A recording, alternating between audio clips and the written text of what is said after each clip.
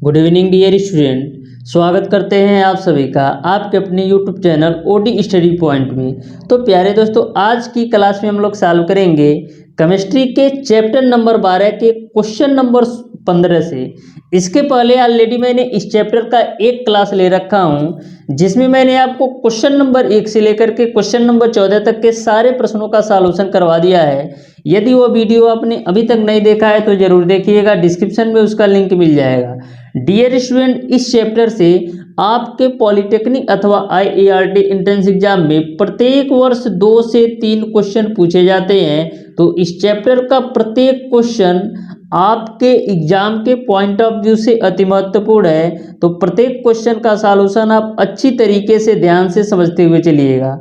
एक बात और मैं आपको बता दूं डियर स्टूडेंट, 2 मिनट के अंदर जो आपका प्राइज क्यूज कंपटीशन है डियर स्टूडेंट, वो आपका 11 अप्रैल को दिन मंगलवार शाम 5 बजे रखा गया है। जो आपका प्राइज क्यूज कंपटीशन होने वाला है 11 अप्रैल दिन मंगलवार शाम 5 बजे होने वाला है। और यह प्राइज क्यूज कंपटीशन आपको YouTube पर देखने को मिलेगा। तो dear student, prize quiz competition से संबंधित सारी जानकारी पाने के लिए अथवा पॉलिटेक्निक अथवा आईईआरटी एंट्रेंस एग्जाम की बिल्कुल फ्री कंप्लीट तैयारी करने के लिए हमारे चैनल ओडी स्टडी पॉइंट को जरूर सब्सक्राइब कर लीजिएगा, जिससे आपको सारी अपडेट टाइम टू टाइम मिलता रहे। डियर स्टूडेंट, मैं आपको बता दूं कि जो आपका प्राइज क्यूज कंपटीशन का टेस्ट होने वाला हो वो आपका बिल्कुल फ्री यूट्यूब पर होने वाला है। आपको कैसे टेस्ट देना है 1 मिनट के अंदर आप समझ लीजिए।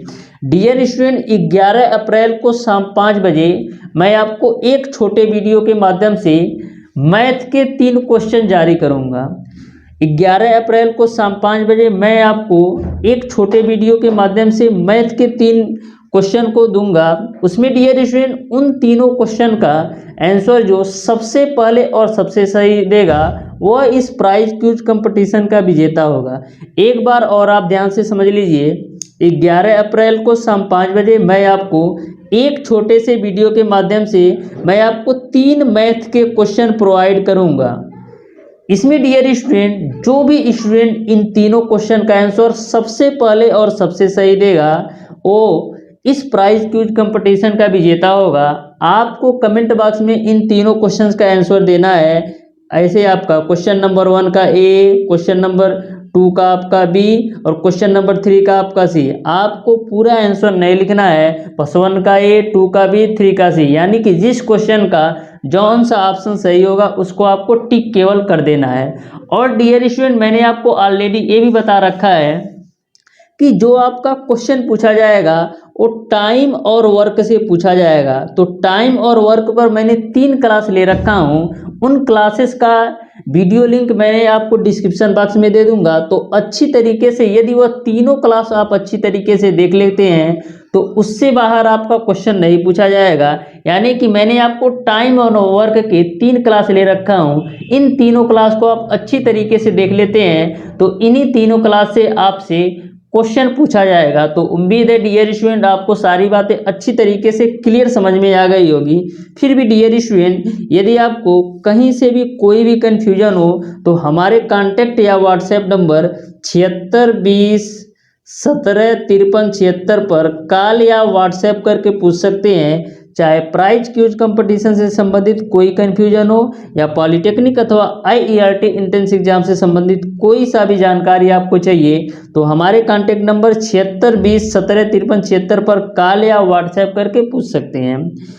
अब डियर स्टूडेंट स्टार्ट करते हैं आज की क्लास। तो देखते हैं डियर स्टूडेंट क्वेश्चन नंबर 15।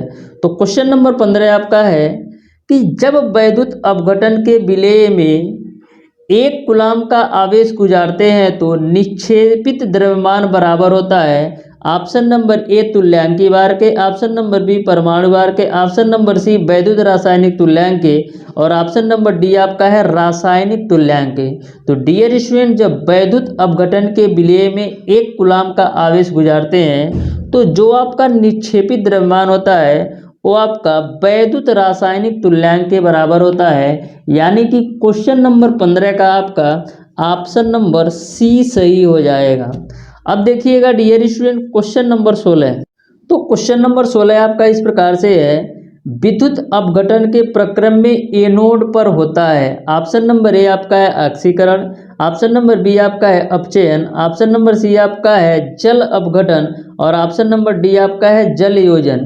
तो विद्युत अपघटन के प्रक्रम में एनोड पर जो प्राप्त होता है वो आपका ऑक्सीकरण होता है। यानी कि क्वेश्चन नंबर 16 का आपका ऑप्शन नंबर ए सही हो जाएगा। क्वेश्चन नंबर 17 आपका है डियर स्टूडेंट, लोहे की कील में जंग लगने पर ऑप्शन नंबर ए आपका है उसके भार में कमी हो जाती है, ऑप्शन नंबर बी आपका है उसके भार में वृद्धि हो जाती है, ऑप्शन नंबर सी आपका है भार में कोई परिवर्तन नहीं होता अपितु लोहा ऑक्सीकृत होता है, ऑप्शन नंबर डी आपका है भार में कोई परिवर्तन नहीं होता अपितु लोहा वी ऑक्सीकृत होता है। तो डियर स्टूडेंट, लोहे की कील में जंग लगने पर होता क्या है, उसके भार में तो कोई परिवर्तन नहीं होता है लेकिन जो आपका लोहा होता है ऑक्सीकृत हो जाता है। यानी कि क्वेश्चन नंबर 17 का ऑप्शन नंबर सी सही हो जाएगा।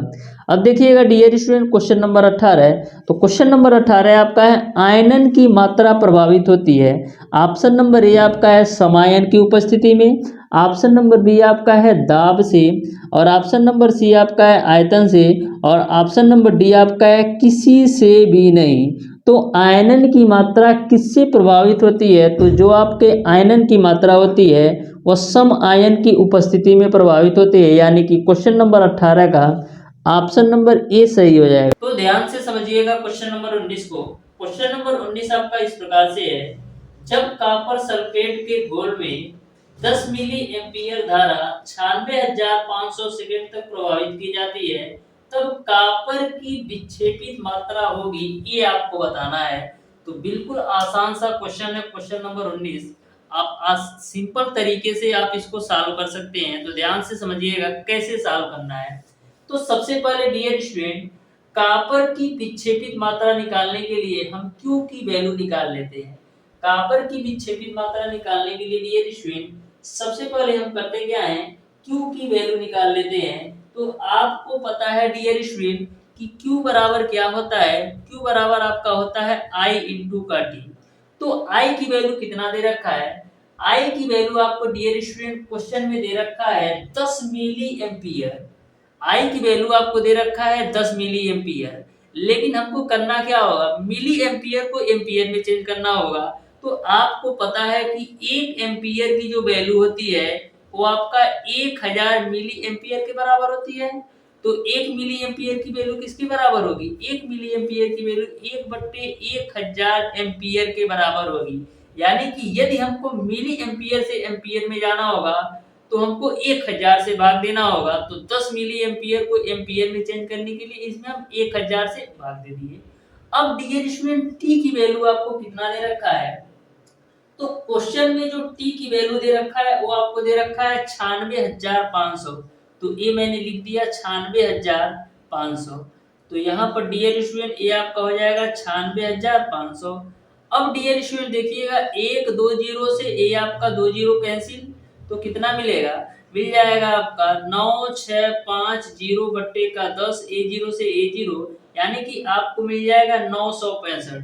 तो क्यू की वैल्यू आपने निकाल लिया डियर स्टूडेंट 965। अब आप 965 कूलाम से कॉपर की विक्षेपित मात्रा निकाल लो। तो 965 कूलाम से कॉपर की जो विक्षेपित मात्रा होगी वो आपका होगा EQ बट्टे का 96,500 के बराबर। तो E की वैल्यू कितना है, E की वैल्यू क्या है, E की जो वैल्यू है वो कॉपर का तुल्यांकी भार है। यानी E जो है वो कॉपर का तुल्यांकी भार है और कॉपर का तुल्यांकी भार आपका होता है 31.8।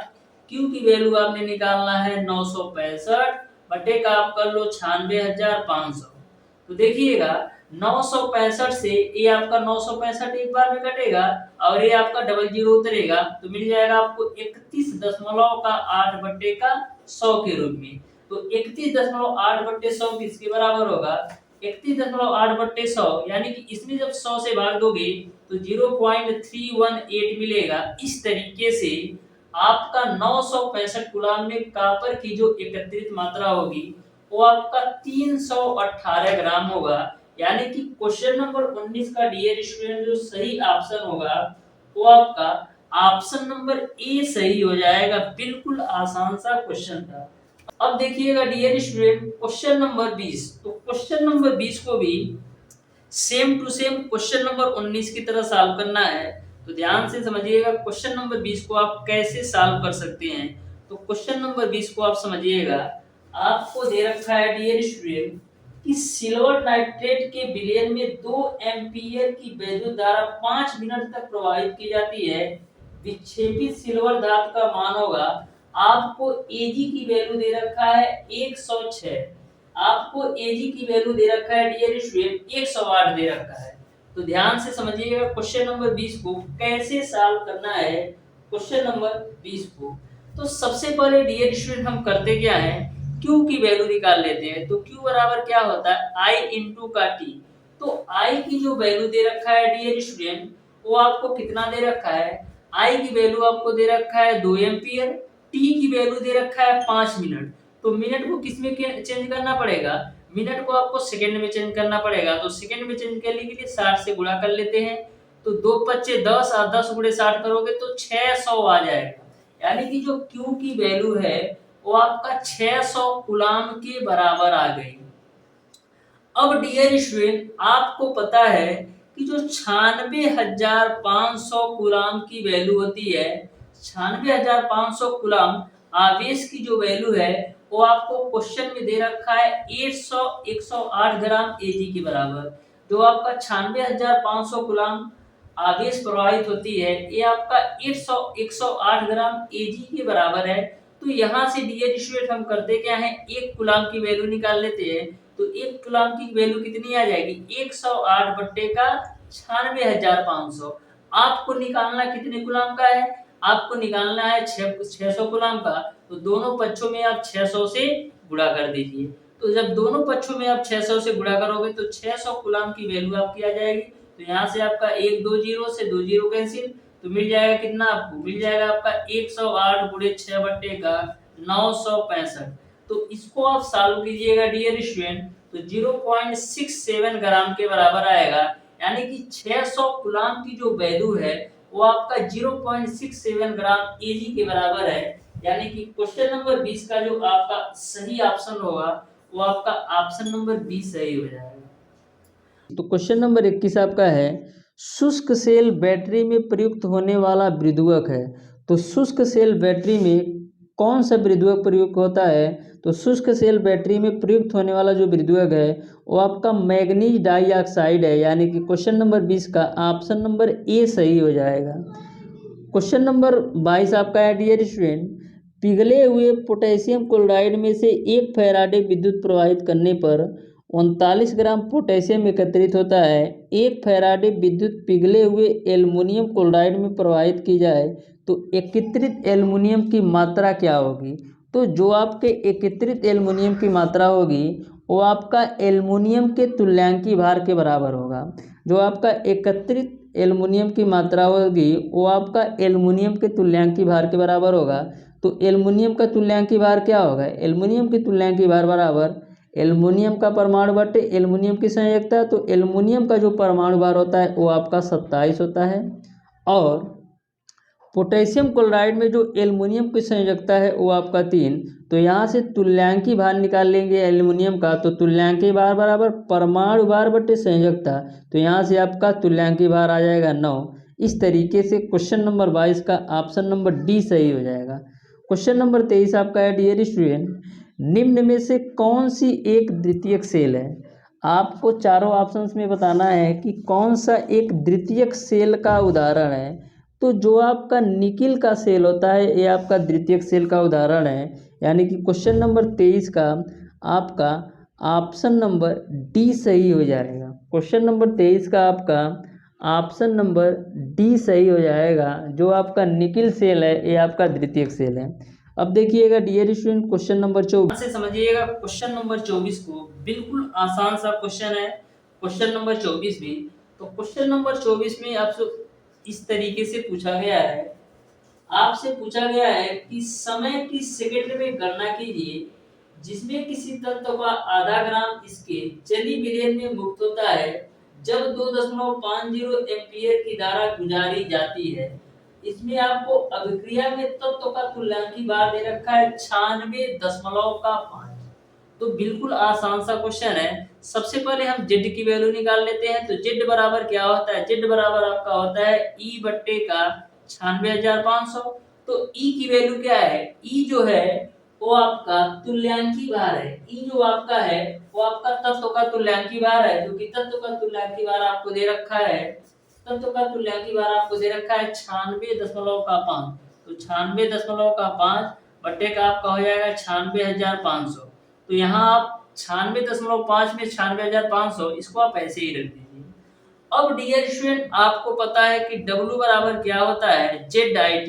यह फैराडे के दूसरे नियम से, सॉरी, यह आपका फैराडे के प्रथम नियम के अनुसार W बराबर ZIT होता है। आपको T की वैल्यू निकालना है, तो T बराबर क्या हो जाएगा, W बट्टे का ZI।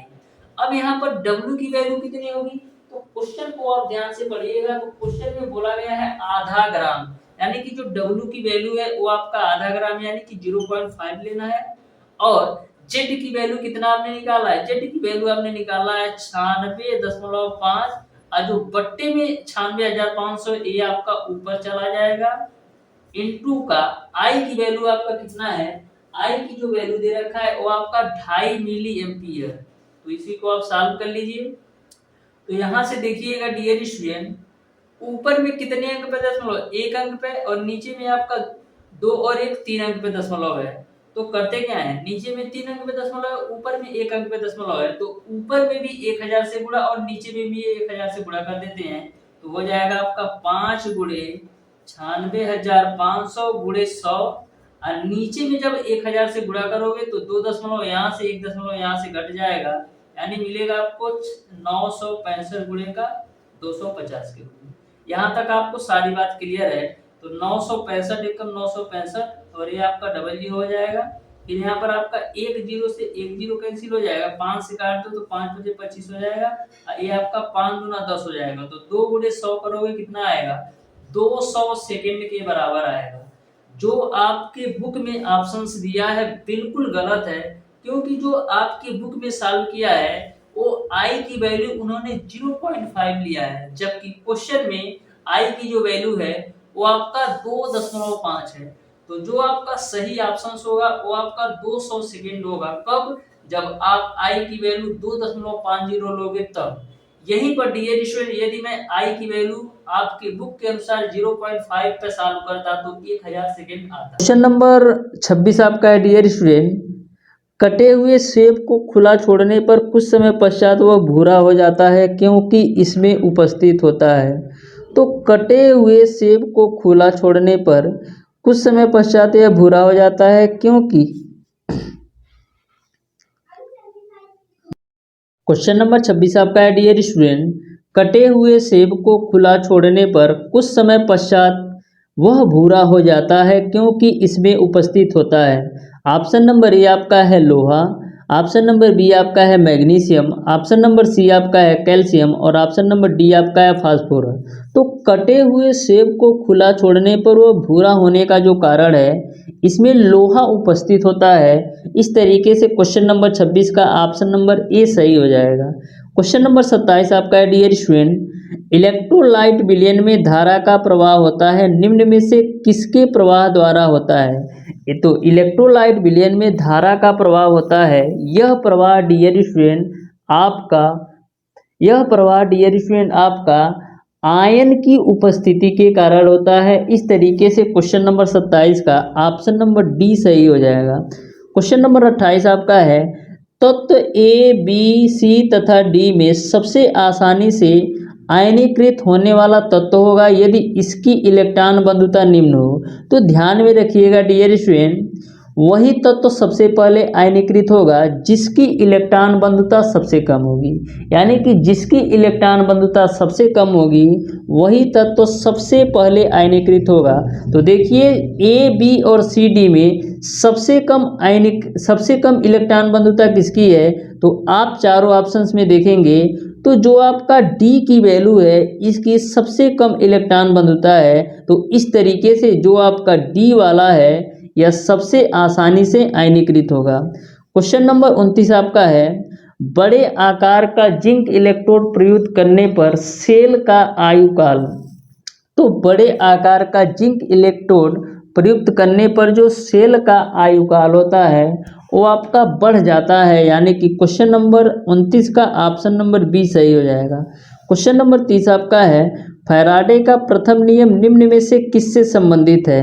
तो जो आपका फैराडे का प्रथम नियम है डियर स्टूडेंट, वो आपका क्या होता है, W बराबर ZIT, यानी कि क्वेश्चन नंबर 30 का ऑप्शन नंबर बी सही हो जाएगा। इस तरीके से डियर स्टूडेंट आज की क्लास में मैंने आपको बताया वैद्युत रसायन के क्वेश्चन नंबर 15 से लेकर के क्वेश्चन नंबर 30 तक के सारे प्रश्नों का सॉल्यूशन।